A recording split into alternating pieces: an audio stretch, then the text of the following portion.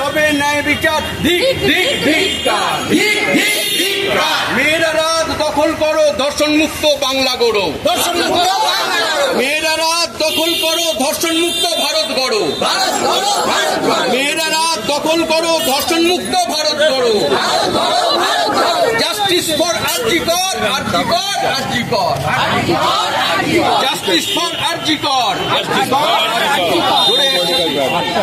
ধর্ষণ বারবার কোথায় হবে ন্যায় বিচার, ধর্ষণকারী দিক দিক ধিক্কার। থেকে দূরের গ্রাম তিলোত্তমা তোমার নাম, দিক দিগন্তে শহর গ্রাম তিলোত্তমা তোমার নাম। মেয়েরা রাত দখল করো, ধর্ষণ মুক্ত বাংলা গড়ো, মেয়েরা রাত দখল করো, ধর্ষণ মুক্ত ভারত গড়ো। আরে নারীর ওপর আক্রমণ কোথায় ছিল প্রশাসন, কবে হবে ন্যায় বিচার, দিক দিক ধিক্কার। নারীর ওপর আক্রমণ কোথায় ছিল প্রশাসন, কবে হবে ন্যায় বিচার, দিক দিক। যে নারীকে অত্যাচার করে মেরে ফেলা হয়েছে, এর প্রতিবাদে আপনারা আসুন, আমরা সবাই সামিল হয়েছি। আপনাদের সহযোগিতার হাত আমাদের দিকে বাড়িয়ে দিন। আমরা শুধু আমাদের কোনো উগ্র আন্দোলন নয়, আমরা প্রশাসনের কাছে জবাবদিহি করতে চাই শুধু, যে আর কতদিন আমাদের এই ঘটনা দেখতে হবে। স্বাধীনতা আমাদেরকে নতুন করে পা রাখতে চলেছি আমরা। অনেকেই হয়তো আমরা সেই স্বাধীনতার আগে যে ঘটনাগুলো ঘটতো, আমরা এখনকার যারা আমরা নাগরিক, আমরা সেটাই আমরা এখন কল্পনা করে উঠতে পারছি না। আরো আমাদের সামনে কি রয়েছে, ছোট ছোট শিশুরা যারা স্কুলে যাচ্ছে, বাবা মা তাদেরকে ছেড়ে দিতে পারছেন না, ছোট ছোট শিশুদেরকে যারা আগলে রাখছেন।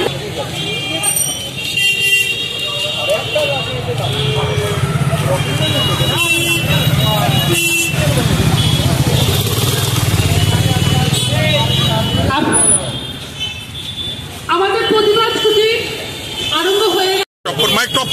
ওখানেই থাকুন।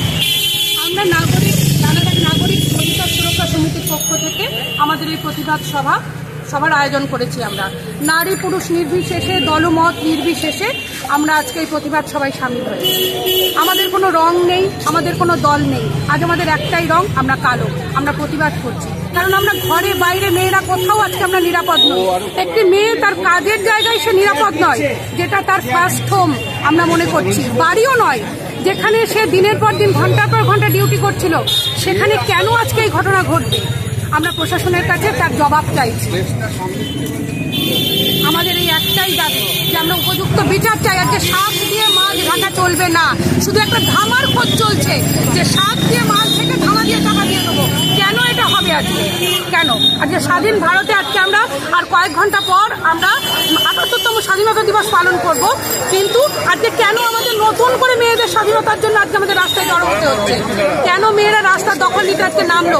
প্রশাসনকে ভাবতে হবে। কোথায় করছেন এটা? আমরা রানাঘাট পৌরসভার সামনে আমাদের এই প্রতিবাদ সভার আয়োজন করেছি। আমরা আয়োজন করেছি দলমত নির্বিশেষে, সকলে আমাদের সঙ্গে আছে। কি নাম আপনার? আমার নাম দীপমালা ব্যানার্জি। আপনি কি পদে আছেন? নাগরিক?